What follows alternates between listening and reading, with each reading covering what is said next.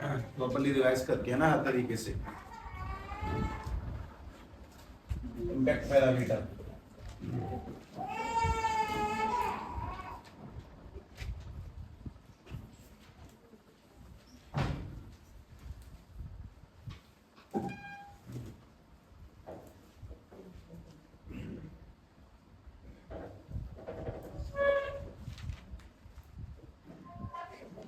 तुम last to last 3:20 तक आ जाओगे फिर, है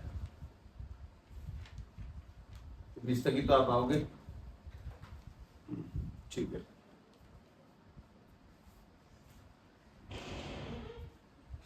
ये लेट आ रही थी, अब ये लेट आएंगे।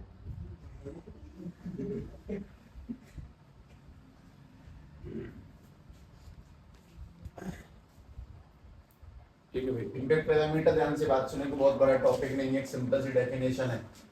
ठीक है, कोई कुछ भी ऐसा कलेश नहीं है जो तुम्हें परेशान करे, बहुत छोटी सी बात है, इसे फिनिश करें घर पे प्रॉपर्ली जाके इस पूरे चैप्टर को, जो कि छोटा चैप्टर से रिवाइज करेंगे और कुछ काम की न्यूमेरिकल सभी के भी देखेंगे और मॉडर्न एबीसी का पूरा इस्तेमाल करें।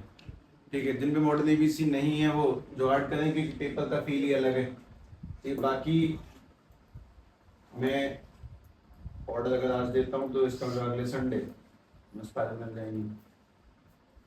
ठीक है भाई, ध्यान से बात सुनो। पहली बात तो ये कि इम्पैक्ट माने तुम लोग नॉर्मली जानते हो, इम्पैक्ट माने किसे क्या चीज होती है। इम्पैक्ट, इम्पैक्ट यानी किसी का किसी चीज के ऊपर असर होना, इज कॉल्ड इम्पैक्ट। तो सीधी सीधी बात ये है कि अगर हमारे पास में कोई न्यूक्लियस है, इसके अंदर चार्ज है Ze, यहाँ से कोई अल्फा पार्टिकल बोले तो अल्फा पार्टिकल कोई भी पार्टिकल, फॉर एग्जांपल इलेक्ट्रॉन है, वो मैंने सीधा भेजा, तो सीधा भेजने पर वो किसी ना किसी एंगल पे ट्विस्ट होके आगे को चला गया, मतलब इसका इम्पैक्ट इसके ऊपर हुआ। क्या ये इम्पैक्ट यहाँ से सारी डिस्टेंस पर होगा? हमेशा इम्पैक्ट होता रहेगा ये वाला? अगर ये डिस्टेंस मतलब बढ़ के इतने ऊपर जाता तो क्या इम्पैक्ट ज्यादा होता है कम होता? अगर ये इलेक्ट्रॉन ऊपर से जाता तो इम्पैक्ट कम या ज्यादा? कम होता। अगर ये डिस्टेंस और ज्यादा बढ़ जाती, मान लो कि डिस्टेंस और ज्यादा होती, तो इम्पैक्ट और ज्यादा कम हो जाता। तो कुल मिला के किसी चार्ज का, किसी न्यूक्लियस का, पॉजिटिव चार्ज का किसी दूसरे चार्ज पर रिपल्शन होना या फिर अट्रैक्शन होना, इस बात पर डिपेंड करेगा कि वो कितने डिस्टेंस से चलकर आया। अगर डिस्टेंस ये ज्यादा बढ़ जाएगी तो डिस्टेंस ज्यादा बढ़ने पे इम्पैक्ट कम होगा, और बढ़ने पे इम्पैक्ट और कम हो जाएगा। तो ये डिस्टेंस मायने रखती है दोनों के बीच की। ये जो परपेंडिकुलर डिस्टेंस है न्यूक्लियस के सेंटर से, न्यूक्लियस की एक्सिस से, और इसके मोशन की ये जो डिस्टेंस है, वो डिस्टेंस बहुत कुछ बयां करेगी कि आखिर इसका इसके ऊपर कितना इम्पैक्ट पड़ेगा, उसी को इम्पैक्ट पैरामीटर कहते हैं बस। लेकिन इसको डिफाइन में लिखता हूं, मेरा मेन टारगेट इम्पैक्ट पैरामीटर नहीं है आज। आज टारगेट वो है जो हम लोगों ने चैप्टर के एंड में लिखा हुआ है। चैप्टर के एंड में लिखा रखा है न्यूमेरिकल नाम का पोर्शन, तो बस वो उठाना है। ध्यान से बात सुनो, सबसे पहली काम की चीज कि डिफाइन लिखेंगे impact parameter. It is defined as the impact parameter. Impact parameter. It is defined as the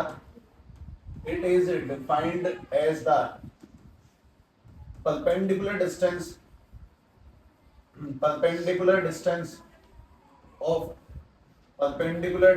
of velocity vector.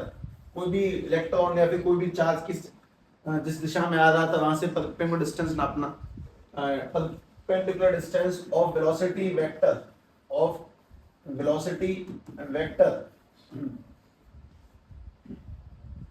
when it is far away from the nucleus, जब वो न्यूक्लियस से दूर था तो डिस्टेंस को नापना, क्योंकि पास तो डिस्टेंस को नहीं नाप सकते। पास क्यों नहीं नाप सकते? पास तो इसका असर है, डिस्टेंस बढ़ जाती है, दूर होने पे जो डिस्टेंस नापी जाएगी when it is far away from the nucleus, it's called impact parameter। मतलब कि कितने डिस्टेंस पर उसका इम्पैक्ट ज्यादा होगा कम होगा, उसको हम लोग इम्पैक्ट पैरामीटर कहते हैं। बहुत बेसिक सी छोटी सी बात ये, और उनको कराने का बस एक सिंपल रीजन ये है कि साहब मैं चैप्टर में ऐसी कोई छोटी मोटी बात ना छोड़ूं जिससे कि तुम्हें कोई आगे जाके परेशान नहीं हो, और कुछ नहीं। तो बहुत बड़ा कंसेप्ट नहीं है, कोई बहुत बड़ा टॉपिक नहीं है, ठीक है, छोटी सी बात है, हटा के साफ कर देंगे इसको। अच्छा, क्या मैंने इसमें अल्फा पार्टिकल यूज किया? नहीं, मैंने इसमें इलेक्ट्रॉन का इस्तेमाल किया। और नहीं से मुझे बात समझ में आती है, मैं तुम्हें एक काम की चीज से दिखा दूं, देखना। सवाल ये देखो, हाँ भाई तुम लोग एक बात और सुन लो, ये इम्पैक्ट जो पैरामीटर है उसकी डिस्टेंस वो कभी भी डी से नहीं दिखाते हैं, ठीक है। It is represented by D का उल्टा। डी की उल्टी इमेज क्या बनती होगी? डी फॉर डिस्टेंस, डी की उल्टी इमेज क्या बनती है? अगर इसको डी कहते हैं, इसको क्या बोलते हैं? बी। तो इंपैक्ट पैरामीटर को बी से दिखाते हैं। मुझे कभी डी और बी में ज्यादा दिक्कत नहीं है, बी से याद करना। डिस्टेंस को डी से और इंपैक्ट पैरामीटर को बी से रिप्रेजेंट करेंगे। और यहाँ पे इंपैक्ट पैरामीटर का फॉर्मूला भी है। तो पहले मुझे कल वाला फॉर्मूला बताओ जिसमें तुम लोगों ने डिस्टेंस लिख रखी है, distance of closest approach. Formula क्या है उसका? 1/4 1/4 आगे 4z² है। वो 4 क्यों आया था? क्योंकि अल्फा पार्टिकल पे 2 चार्ज था, उसमें 2 का मल्टीप्लाई हुआ तो वो 4 बन गया। लेकिन यहाँ पे तो एक ही है, यहाँ पे 2 का मल्टीप्लाई काय को होगा? तो सिंपल ही आने दो उसको, 2z² अपॉन में mv²। और लेकिन इसमें काम क्या और लगानी है, पता नहीं कहाँ से आती। कुछ ऐसा सीन है कि भाई थीटा एंगल ऊपर चला गया तो कुछ है थीटा का रूल। तो मैं बस लिख देता हूँ क्योंकि तुम्हें इसकी डेरिवेशन की कोई नीड नहीं है। यहाँ पे तुम पहली बार अपने जीवन में फिजिक्स की दुनिया में एक कहानी है जो पहली बार लिखोगे और शायद आखिरी बार भी लिखोगे, दैट इज cot θ/2। यहाँ पे एंगल और लग जाएगा। ये फॉर्मूला है डिस्टेंस फाइंड करने का इंपैक्ट पैरामीटर की। तुम्हारा ऐसे कभी पाना नहीं पड़ेगा जीवन में, कभी भी नहीं, ध्यान रखना। वो तो मुझे इस कहानी को इस तरह से बंद करना है कि इसमें से कुछ बचे नहीं, ऐसा कुछ ना बचे जो मुझे तंग करे आगे जाकर। और कोई रीजन नहीं है इस कहानी को कराने का, ठीक है। सभी लोग कुछ इंपोर्टेंट सवालों को ध्यान से देखें, उन्हें मेंशन करके थोड़ी गति बनाए रखें, ठीक है। समझना।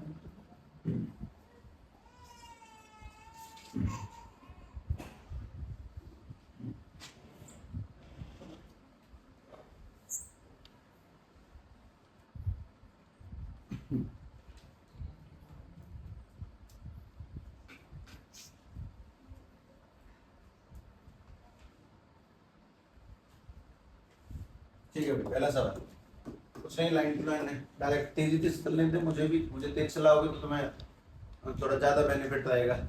हाँ, मैं टाइम से बाउंड नहीं होता पढ़ाते टाइम पे, मतलब बहुत बाद में समझ में आएगा तुम्हें।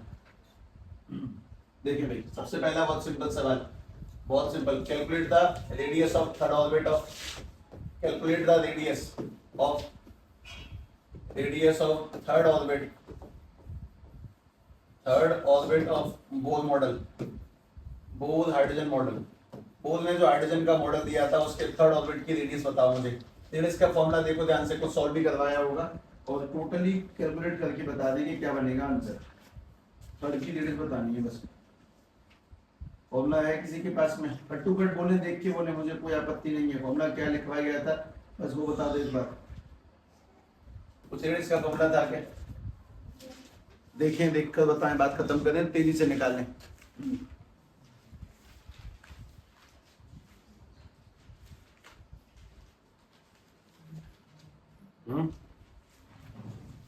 या कोई आंसर क्या है?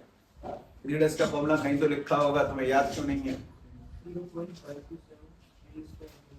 0.527 n स्क्वायर अपॉन में z स्क्वायर है, z है, n स्क्वायर ऊपर है, n स्क्वायर ऊपर है, ठीक है। अब ध्यान से बात सुनो। बात है कि हाइड्रोजन पे डिफाइन है, तो सीधी सी बात है, आंसर निकालता हूँ। 0.527 कौन से ऑर्बिट की बात चल रही है? कौन सी ऑर्बिट की बात चल रही है? थर्ड की। थर्ड यानी कि n की वैल्यू 3 का स्क्वायर 9, और एटम कौन सा है? हाइड्रोजन, यानी कि z की वैल्यू, एटम का नंबर कितना है हाइड्रोजन का?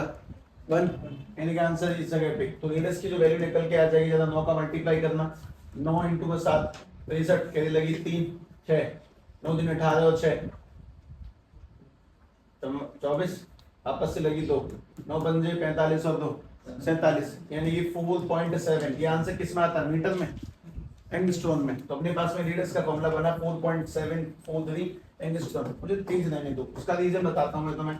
मैं अगर तुम्हें 20 30 40 50 मिनट जितना भी खेल दूं, लेकिन तेज कर दूं तो वो लगभग 2 से 2.5 घंटे से ऊपर निकल जाता है। तो पचाने में क्या टाइम लग जाएगा उन चीजों को, ठीक है। अगला सवाल काफी आसान, शायद मुझे लगता है, शायद तुम्हें ना लगे, देखना बहुत सिंपल ही है मेरे अकॉर्डिंग तो शायद। डिटरमाइन द स्पीड ऑफ, छोड़ो, find the speed of, determine कितना बड़ा शब्द है।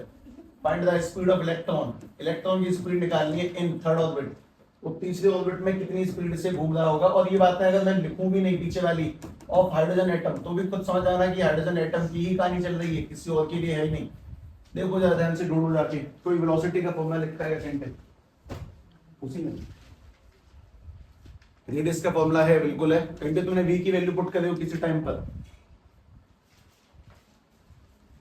कहीं तो होगा, हैं? NH अपॉन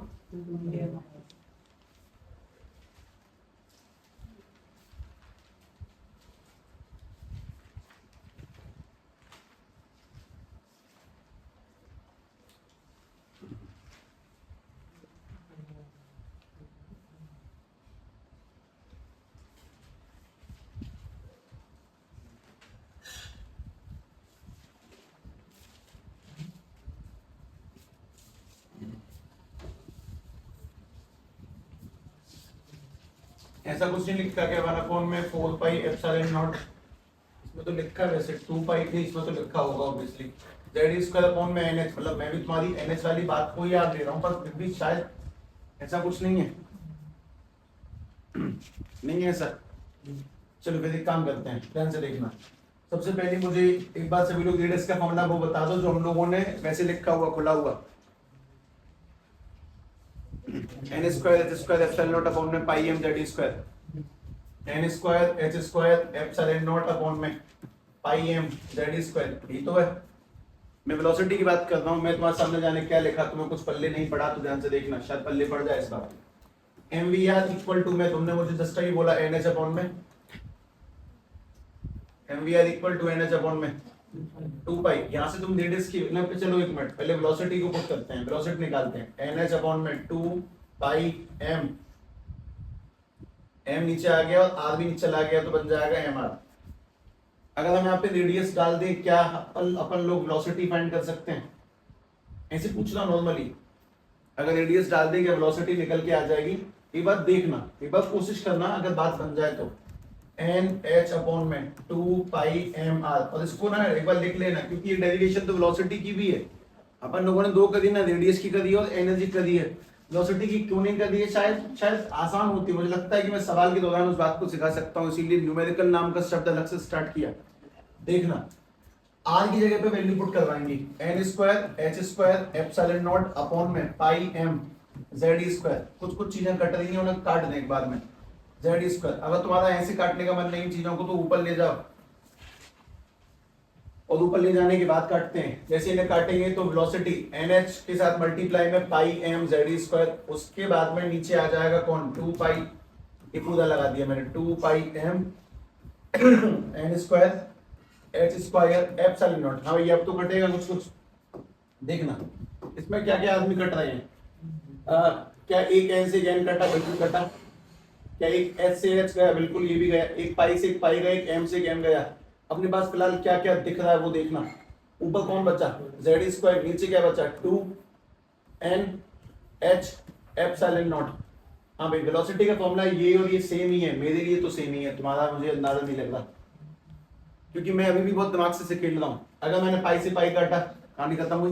मैंने 2 से 4 को उड़ा दिया तो अब भी वो नीचे क्या बचा? 2 एप्सिलॉन नॉट NH। मैंने यहाँ पर भी बचाया 2 एप्सिलॉन नॉट NH, सेम है। मेरे वेलोसिटी का फॉर्मूला आज भी सेम है।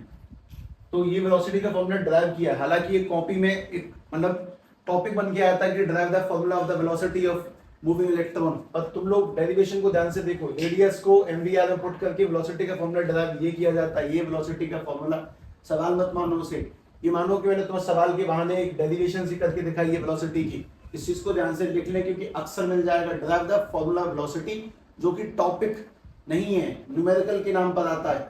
तुम्हें टॉपिक में भी करवाया जा सकता है, इसमें कोई बुराई नहीं, क्योंकि बहुत इंपॉर्टेंट है। लेकिन इस चीज को सवाल की जगह पर ऐसे मानते हुए लिखें कि मैंने तुम्हें कोई डेरिवेशन करवाई। वेलोसिटी का फॉर्मूला, और इसमें ये यही बना रखा है ना, वो किताब की भाषा समझना भी एक कला होती है। पर कोई अगर पूछे साहब उसने बनाया क्यों है ऐसा, उसको लालच है 1/4 पाई एप्सिलॉन नॉट यानी k की वैल्यू पुट करने का। k सीधे सीधे आ जाएगा ना 9 10 की पावर 9, इसलिए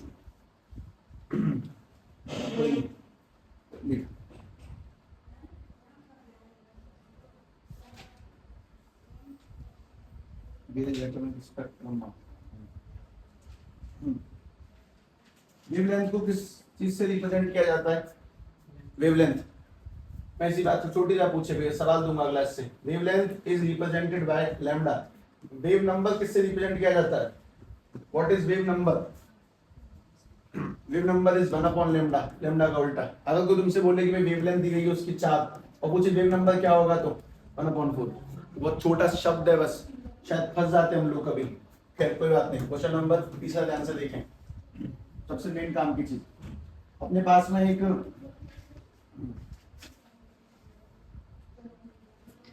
बामन सीरीज है।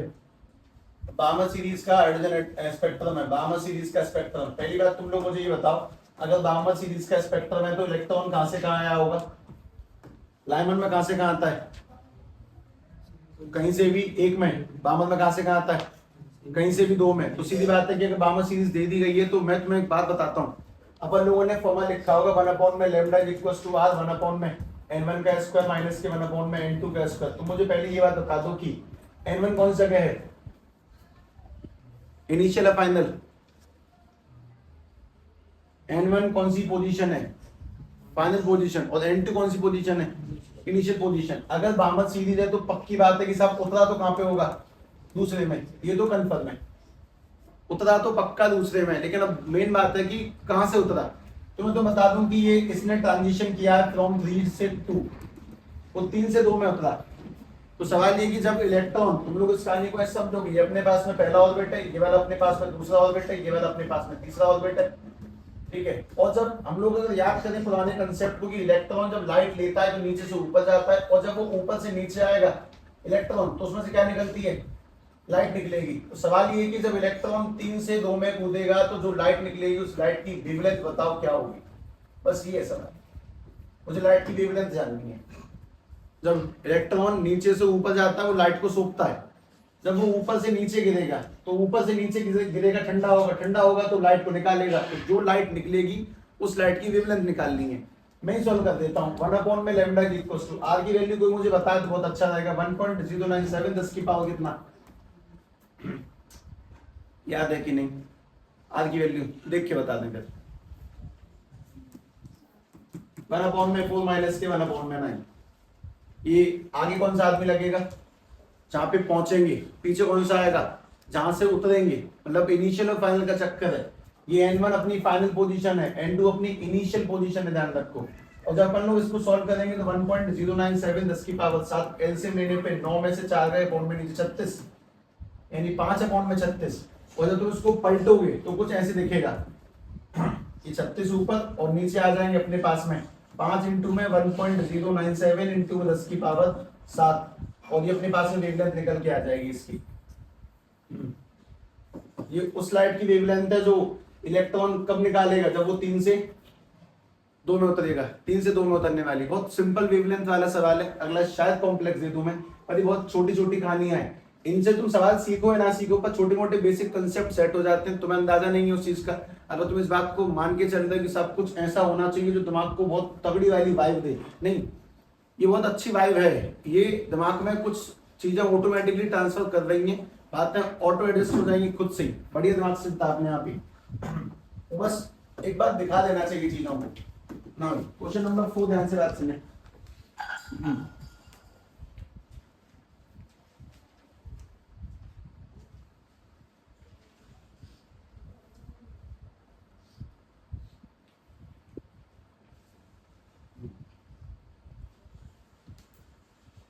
1.097 10 to the power 7।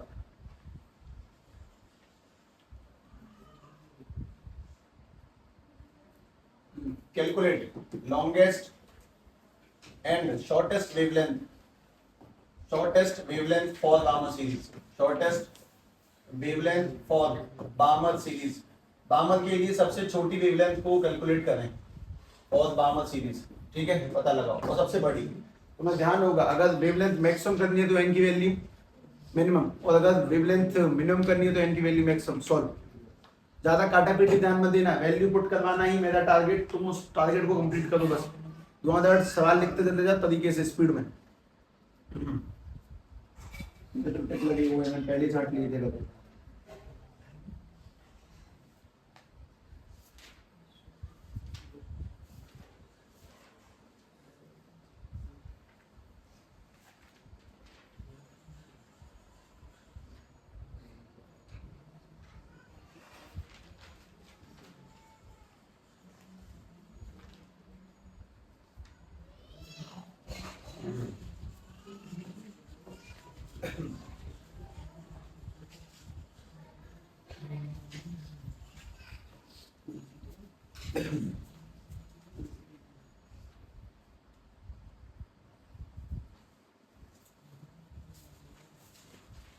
और ये समस्या मैक्सिमम जहाँ तक as per my all the calculations नवंबर तक की रहने वाली है, ज्यादा नहीं।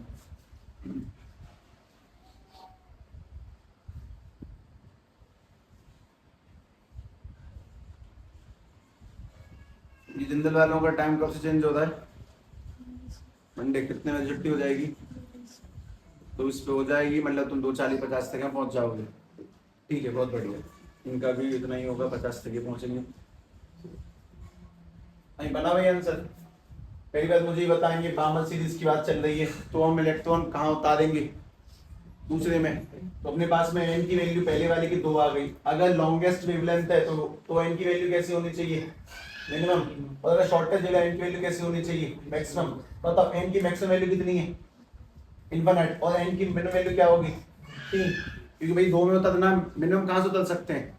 3 से। लॉन्गेस्ट कहाँ से उतर सकते हैं? इनफिनिट से। और अगर दोनों आंसरों को सॉल्व किया जाएगा तो 1/में लैम्डा इक्वल्स टू आर 1/में मैं शायद मिनिमम मतलब लॉन्गेस्ट वाली वेवलेंथ निकाल रहा हूं, तो मैं लिखा 1/में लैम्डा मैक्स।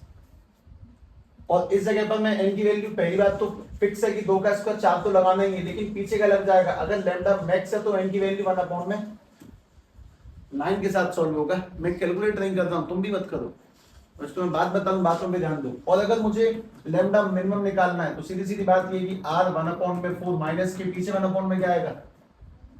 इंफिनिटी। और उसका स्क्वायर 0 बन जाता है, तो 1/में लैम्डा मिनिमम इक्वल्स टू में ये r1 सबसेट हो गया, जो भी आना आंसर। ठीक, इसी कहानी में एक सवाल है, इसका आंसर पक्का पूरा निकाल देना। सवाल ये कि find the ratio of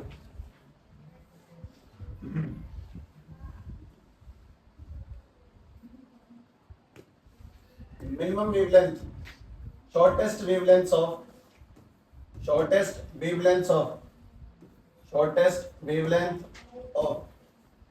Paschen and P-Fund series के P-Fund स्पेक्ट्रम के और पास्चन के मिनिमम वेवलेंथ के रेशियो फाइंड करने हैं, निकालो। अगर वेवलेंथ शॉर्टेस्ट है तो n की वैल्यू मैक्सिमम, उनको बस डिवाइड में रखना, रेशियो निकल के आ जाएंगे। एक तो पास्चन का और एक पी फंड का ट्राई करें। शॉर्टेस्ट वेवलेंथ है, एन की वैल्यू मैक्सिमम। पास्चन में कहां पे उतरेंगे? फाइनल 3rd में। और पी फंड में फाइनल कहां पे उतरेंगे? 5th में। सॉल्व गति से।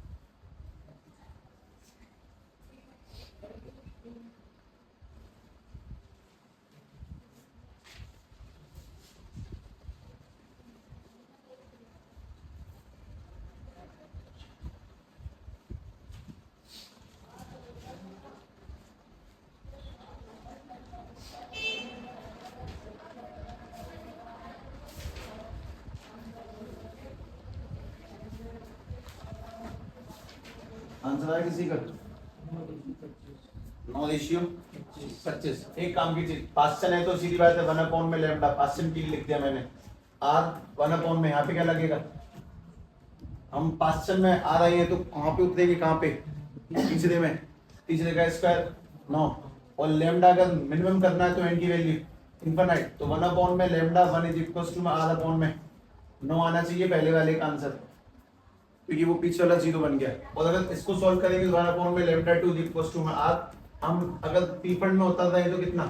5 का स्क्वायर 25 माइनस के 1/में इंफिनिटी। और इसीलिए शॉर्टेस्ट दिया जाएगा अक्सर, क्योंकि वो इन्फिनिटी वाला 0 बन जाता है, शॉर्टेस्ट में यही फायदा है। और अगर वैसे देंगे तो वो दिक्कत की बात है। 1 में लैम्डा 2 की वैल्यू क्या निकल के आ जाएगी, आधा में 25। और अगर इसको देखेंगे तो इनका रेशियो, अगर दोनों को डिवाइड में लगा दूं, 1 में लैम्डा 1 उसके नीचे 1 में लैम्डा 2, यानी कि आधा में 9 उसके नीचे आधा में 25। तो आज से आर काटा, 25 ऊपर लैम्डा 2 ऊपर, तो बन जाएगा लैम्डा 2 में लैम्डा 1 इक्वल टू 25 में 9। लेकिन हम लोगों से बोला पास्चन का और पी फंड का, यानी कि पास्चन वाले को पहले रखो, तो लैम्डा 1 रेशियो लैम्डा 2 को बोलेगा तो आंसर 9 रेशियो 25 ये आना चाहिए। एक बहुत सीधा साधा सवाल है। दूसरा, क्या आप लोगों को एनर्जी का ये वाला फॉर्मूला याद है, energy equals to H C upon में लैम्डा। मैं तुम्हें एक चीज दिखाता हूँ। अपन लोगों ने भी बात लिखी 1 में लैम्डा आर इनटू में 1 में n1 का स्क्वायर माइनस के 1 में n2 का स्क्वायर। इससे किसी को आपत्ति तो नहीं है। मैं अगर दोनों साइड एच सी का मल्टीप्लाई कर दूं ऊपर ही ऊपर, तो मैंने यहाँ पर एच सी किया, यहाँ पर भी एच सी किया, बन जाएगा एच सी अपॉन में लैम्डा, ये बन जाएगा एच सी आर 1 में n1 का स्क्वायर माइनस के 1 में n2 का स्क्वायर। तो आज भी ये किसका फॉर्मूला बन गया, एनर्जी का। तो कल को एनर्जी का फॉर्मूला को तुम्हारे सामने ये लिख दे एच सी आर 1 में n1 का स्क्वायर माइनस के 1 में n2 का स्क्वायर, तो तुम्हें उसमें आवश्यकता नहीं है ज्यादा सोचने की, लेकिन साहब इस्तेमाल कहाँ पे होता है, इस तरह सुनना है इसका ध्यान से। अगर किसी इलेक्ट्रॉन की ट्रांजिशन, क्वेश्चन, अगर अपने पास में ये कोई इलेक्ट्रॉन है, इसकी ट्रांजिशन हुई है, ये ऑर्बिट नंबर 4 है, ये 4 से 2 में आएगा, 4 से 2 में आएगा, तो तुम बताओ जब इलेक्ट्रॉन ऊपर से नीचे उतरेगा तो लाइट निकलेगी कि एब्जॉर्ब होगी, निकलेगी, मतलब कि ये एनर्जी रिलीज करेगा। तो ये एनर्जी रिलीज करेगा जब ये 4 से 2 में आएगा, बताओ कितनी एनर्जी रिलीज करेगा, निकालो। ये 4 से 2 में उतरा, कितनी एनर्जी रिलीज करेगा, एच की वैल्यू पता है, सी पता है, आर पता है, ये सब कुछ पता है। तो अगर इलेक्ट्रॉन की ट्रांजिशन में एनर्जी निकलने की बात चल रही है तो सीधी सीधी कहानी की कैसे कितनी एनर्जी निकलेगी।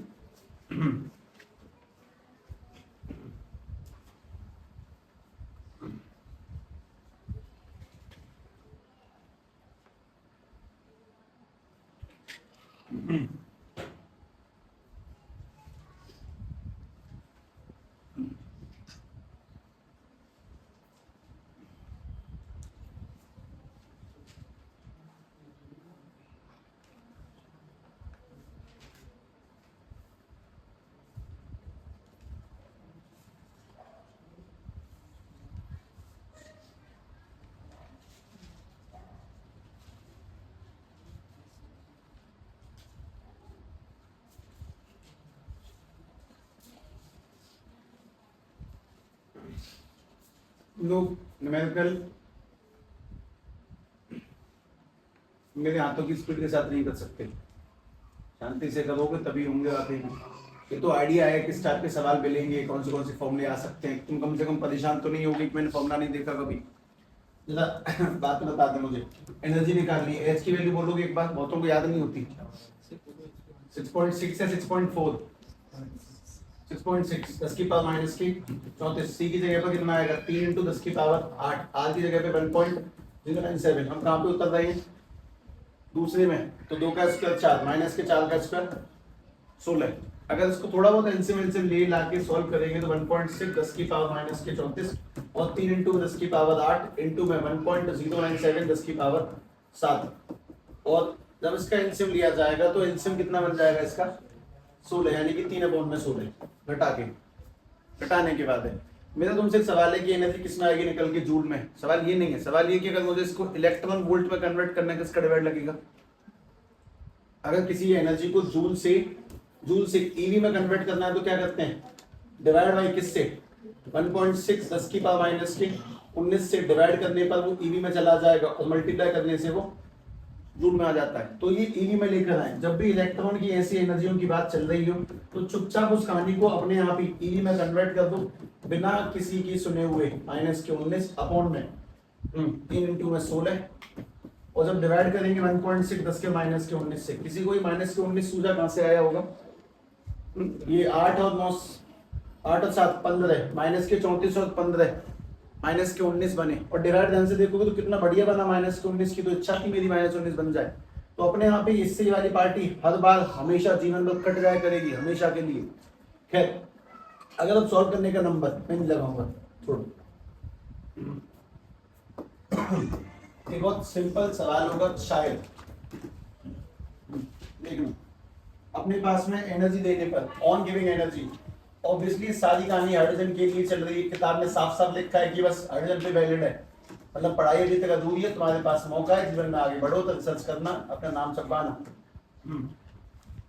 एनर्जी देने पर कोई इलेक्ट्रॉन कहां से कहां चला गया, ऑर्बिट नंबर 1 से ऑर्बिट नंबर 4 में, सीधी बात है वो नीचे से ऊपर जाएगा तो हीट को लेकर पहुंचेगा, उसको हीट जब देंगे तो वो 1 से 4 की ओर ट्रांसफर करेगा, 1 से 4 की ओर चला जाएगा। ठीक, अब काम की बात ये है कि सभी लोग सबसे पहला सवाल सुने, बताओ एनर्जी एब्जॉर्ब कितनी करी उसने, energy absorb by the electron, energy absorb by the electron, electron ने कितनी एनर्जी एब्जॉर्ब करी सबसे पहले ये निकालें, और उसके बाद में अगली काम की बात वेवलेंथ ऑफ द लाइट, दूसरा wavelength of light, wavelength of light जिसकी वजह से ट्रांजिशन हुआ, wavelength of light which make this transition, which make this transition, वो लाइट कौन सी थी जिसने इलेक्ट्रॉन को सीधे 1 से उठा के 4 में कुदा दिया, वो कौन सी लाइट है, हमें वो पता लगाना है।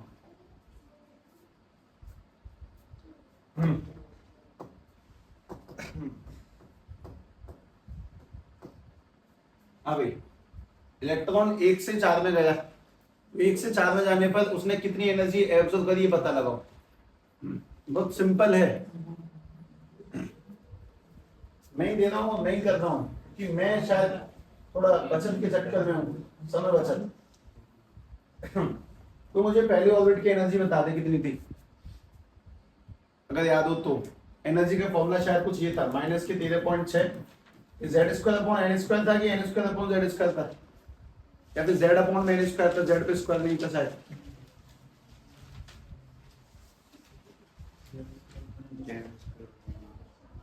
सही, अच्छा अपने पास में तुम देखो वहां पे एनर्जी लिखी हुई है, यहीं से बनाया था फॉर्मूला, पहले ऑर्बिट की एनर्जी क्या पहले वाले की, माइनस के 13.6 इलेक्ट्रॉन वोल्ट है कि जूल है,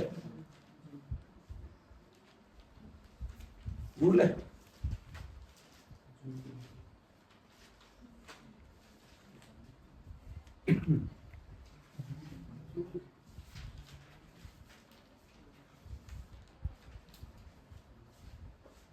पोटेंशियल ये बन गया 13.6,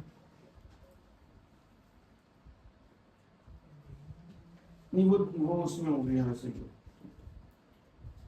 कन्वर्ट करेंगे ईवी में होगा ये, जूल तो बहुत हैवी हो जाएगा, ईवी होगा ये, कन्वर्ट नहीं करा होगा।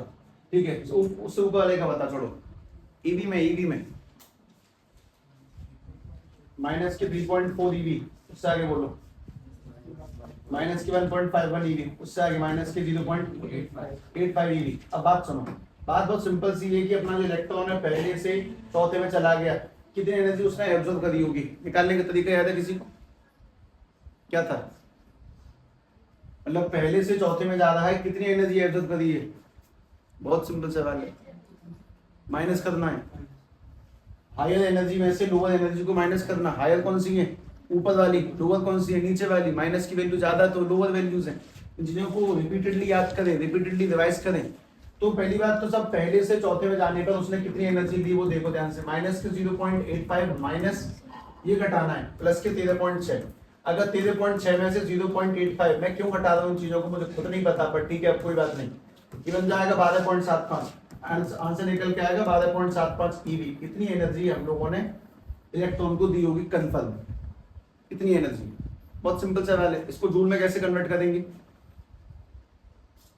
ईवी से जूल में कैसे जाएंगे, मल्टीप्लाई 1.6, तो अपने पास में एनर्जी बन जाएगी 12.75 और इनटू में 1.6 10 के माइनस के 19। वैसे तुम लोगों के मन में एक समस्या आनी चाहिए, मेरे में तो आई थी, जब ये ईवी को जूल में लेकर चाहती क्यों है और कभी कभी जूल से ईवी में लाती क्यों है, मैं बताता हूँ। मैंने अगले सवाल को ध्यान से पढ़ लिया, अगला सवाल लिखा वेवलेंथ का, क्या मेरे पास एनर्जी का कोई फॉर्मूला है जो वेवलेंथ आती हो, एनर्जी का ऐसा कोई फॉर्मूला है जब वेवलेंथ आती हो अपनी, बस कौन सा, एच सी अपॉन लैम्डा, तो अपने पास में एनर्जी का फॉर्मूला आता है एच सी अपॉन में लैम्डा, और यहाँ पर एनर्जी किसमें है, जूल में, तो मुझे एनर्जी जूल में लानी थी, ये कौन सी एनर्जी है, जब इलेक्ट्रॉन साहब यहाँ से यहाँ जाएगा तो उसको इतनी एनर्जी देनी पड़ेगी, और ये एनर्जी उसको देगा कौन, उसे लाइट देगी वो एनर्जी, तो उस लाइट की वेवलेंथ तो निकाल दो, ऐसी कौन सी लाइट थी जो इस इलेक्ट्रॉन के ऊपर आके पड़ी, इस इलेक्ट्रॉन को उस लाइट ने चार्ज किया और चार्जिंग पाते इलेक्ट्रॉन यहां से सीधे कूद के चौथे पहुंच गया। उस लाइट की वेवलेंथ निकालनी है, तो बता लाइट में कितनी एनर्जी है। पहली बात लाइट में इतनी एनर्जी है, तभी तो उसने 1 से 4 में बता दिया उसको। और फिर इसी लाइट की वेवलेंथ हम लोगों को निकालनी है। तो एनर्जी मैंने पहले फाइंड कर ली, अब मैं वेवलेंथ निकाल सकता हूँ। 12.75 इंटू में 10 की 1.6 10 की पावर माइनस के 19 इक्वल टू में h 6.6 10 की पावर माइनस के 34 और c यानी कि 3 इंटू 10 की पावर 8 और अपॉन में लैम्डा काम करता हूँ, आ जाएगी वेवलेंथ। तो ये जरूरी है बातों को दिखाना कि कैसे इलेक्ट्रॉन ने कितनी एनर्जी एब्जॉर्ब करी, उसको देने वाला कौन था, लाइट थी। और लाइट अगर एनर्जी को एब्जॉर्ब करती है तो उसकी वेवलेंथ निकालना भी एक सवाल हो सकता है, तुमसे पूछा जा सकता है। रेशियो फाइंड करना भी कंसेप्ट है, इसका अंदाजा हम लोगों को होना ही चाहिए। ठीक है, ये वाला देखें।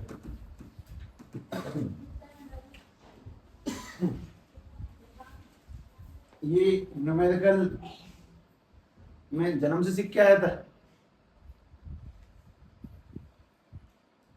कोई नहीं आता, अब कोई अभिमन्यु नहीं है। ये प्रैक्टिस करने से स्पीड बनती है, वो तो मैं तुम्हें करवा रहा हूँ, मैं करने को उतर जाऊं तो सवाल पढ़ने लिखने धुआंधार हाथ चलेंगे, कहानी खत्म ही हो जाएगी। घंटे 2 घंटे, सवाल ही कितने, ज्यादा 20-30 सवाल है मैक्सिमम इस चैप्टर में, और उनसे कॉन्फिडेंस आ जाएगा कि मुझे न्यूक्लियर एटम नाम के चैप्टर में कोई डाउट नहीं है। खैर, मैं तो सवाल करवा नहीं रहा हूँ, शायद दिखा रहा हूँ, तो मैं कुछ कुछ बातों का आइडिया लगवा रहा हूँ, जरूरी है वो आइडिया लगवाना। देखिए ध्यान से,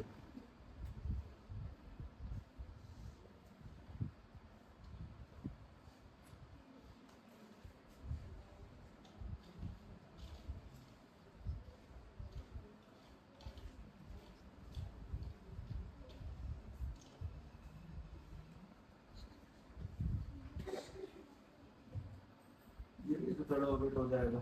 हाँ भाई, ये बहुत अक्सर जब पूछा जाता है, लोग ये पूछता है काइगर मार्टिन एक्सपेरिमेंट तो मैंने सुना ही तक नहीं है कि क्या चीज थी। ये वही है जिसको अपन लोग वो गोल्ड फॉर एक्सपेरिमेंट कहते हैं। करा उन्होंने था, क्रेडिट रदरफोर्ड के नाम पर है, करवाया उन्होंने था, मालिक थे वो लोग, ऐसा मान लो। ये वहां करने वाले जॉब वाले लोग थे। जैसे कि बहुत नॉर्मली कहते हैं ना, ताजमहल किसने बनाया, मजदूरों ने।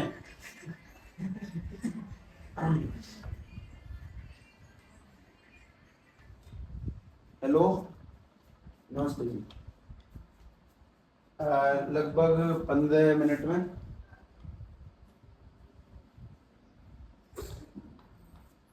अच्छा ठीक है, मोनू रोड पे मिल गया है पापा मिलेंगे, ठीक है जी। हाँ भाई, ताजमहल किसने बनवाया था, शाहजहां ने।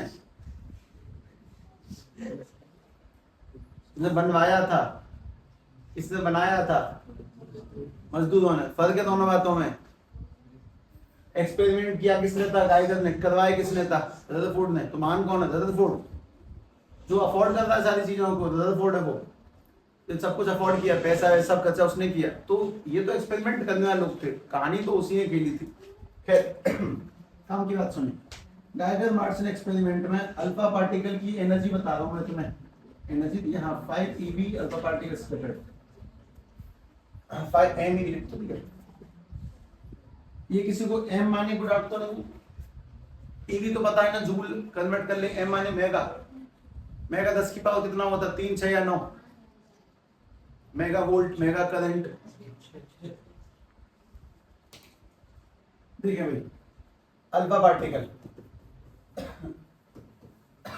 Alpha particle is scattered by, alpha particle is scattered by, नहीं ये मेगा मेगा सब अगले में बहुत सॉलिड तरीके से ऊपर में, is scattered through, scattered by 180 degree. हम बात करेंगे नॉर्मल गोल्ड फॉइल, यहाँ सब पता आ गया। Atomic number of gold foil, atomic number of gold foil, atomic number of gold foil is 79, 80 कर लेते से। Find the distance of closest approach, ये निकालना है। Find distance of closest approach, distance of closest approach ये पता लगानी है। सबसे पहली बात, सभी लोग ध्यान से फॉर्मूला देखो, पहले जाओ क्लोजेस्ट अप्रोच का फॉर्मूला देखो।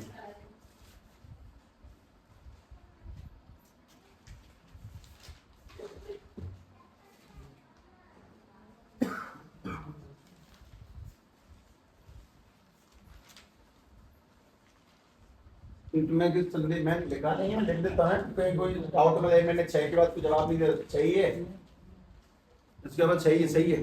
तो पहली बात तो इस एनर्जी को जूल में लेकर आओ, क्योंकि तुम लोग ध्यान से देखोगे तो उसका फॉर्मूला क्या है। मुझे क्लोजर डिस्टेंस का फॉर्मूला बताओ एक बार। 1/4 π ε0, उसके बाद में 2z² ½ mv²। ये क्या चीज है वैसे? ½ mv² क्या चीज है? Kinetic energy. और कल को मैं काइनेटिक ना लिखूं, मैं कल को इस फॉर्मूला कुछ ऐसा लिखा दूं तुम्हारे सामने, देखना। मैं तुम्हें बात बताता हूँ, फिजिक्स में सबसे मेन रूल नजरें, आंखों का बहुत बड़ा रूल है। तुम्हें ये इतना बड़ा दिखता है, मुझे इतना सा दिखता है बस। दिस इज के फॉर कांस्टेंट के, ये है इनटू में 2z² और ये है के फॉर काइनेटिक एनर्जी के ई ½ mv²। तो तुम्हें के की वैल्यू आती है, के की वैल्यू कितनी है? 9 × 10⁹ 9। 2 तुम्हें पता है ये फिक्स है, z तुम्हें दे दिया इसने कितना 79 और ये यानी कि 1.6 10⁻⁻19। अब बात है काइनेटिक एनर्जी की, बताओ इसकी एनर्जी कितनी दी गई है?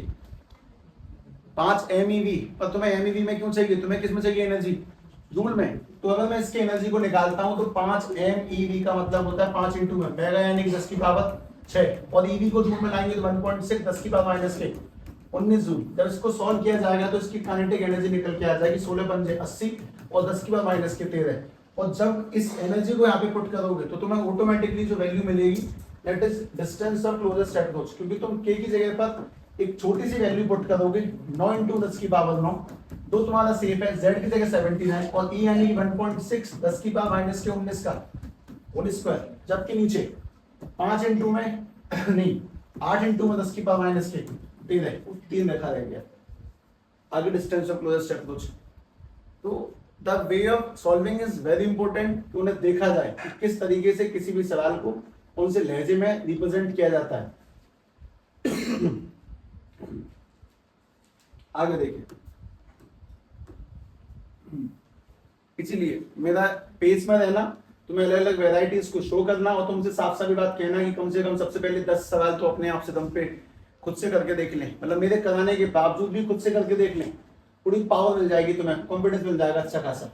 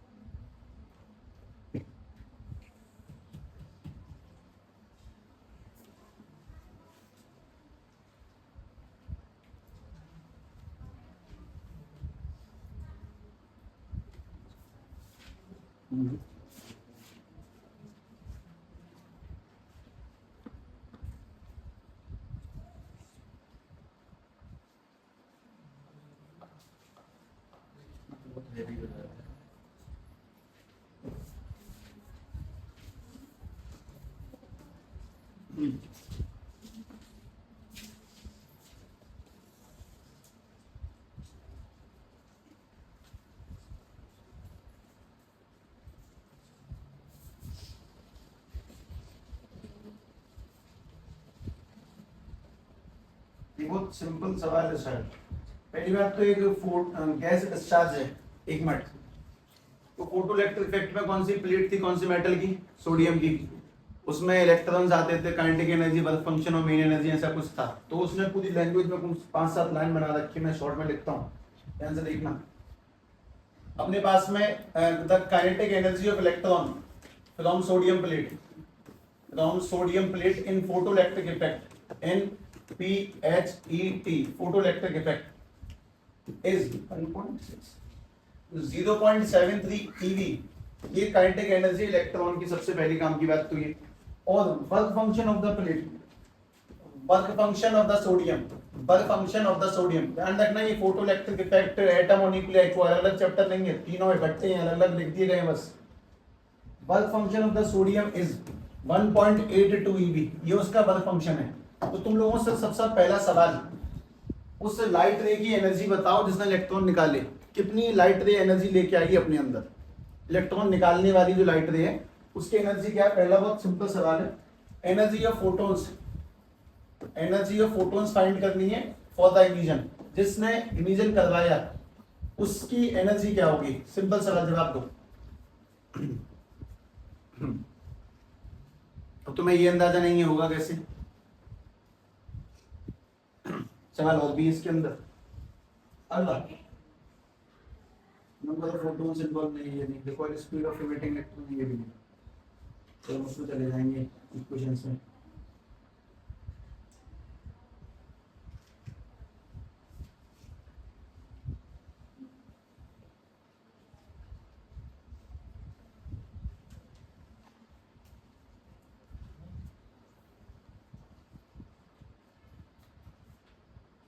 और भी सवाल इसके अंदर, हैवी डोज। कोई मुझे इसका जवाब दे सकता है? पछतावा होगा बाद में कुछ खास नहीं। ये अपने पास में सोडियम प्लेट, इसका वर्क फंक्शन कितना है? 1.82। अच्छा, निकलने वाले इलेक्ट्रॉन की एनर्जी कितनी है? 0.73 eV। तो जो लाइट आई होगी उस लाइट में कुल कितनी एनर्जी होगी? एनर्जी बढ़ जाती है, कुछ चली जाती है वर्क फंक्शन में, यानी कि इलेक्ट्रॉन निकालने में कुछ चली जाती है दौड़ाने में।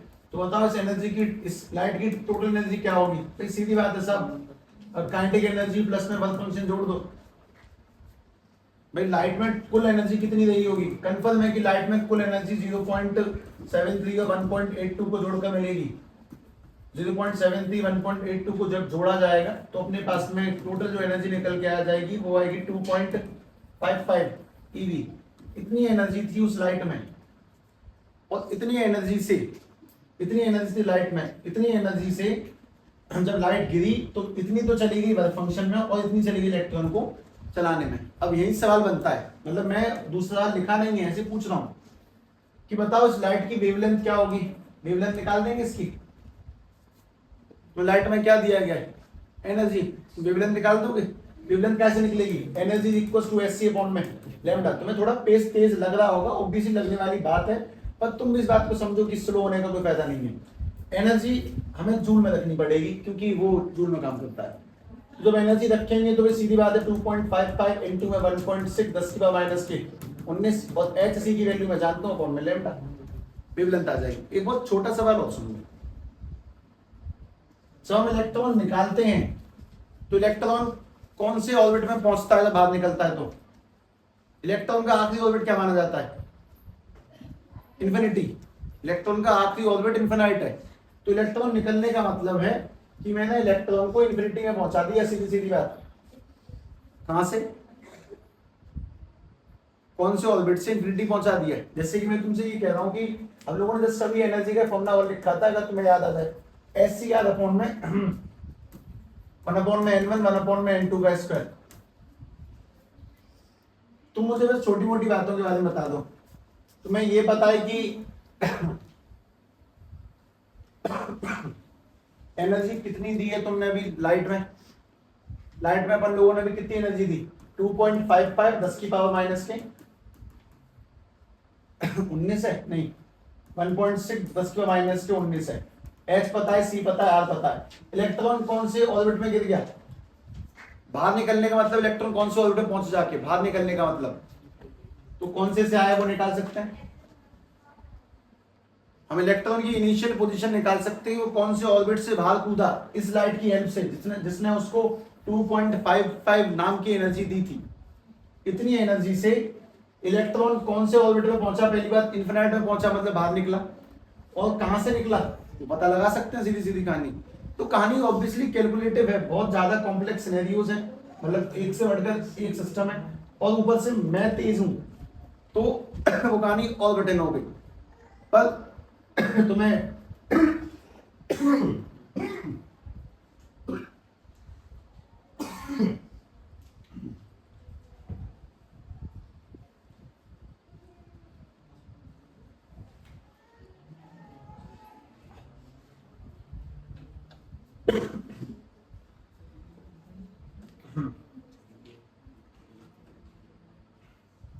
कौन सा था ये? नोमा।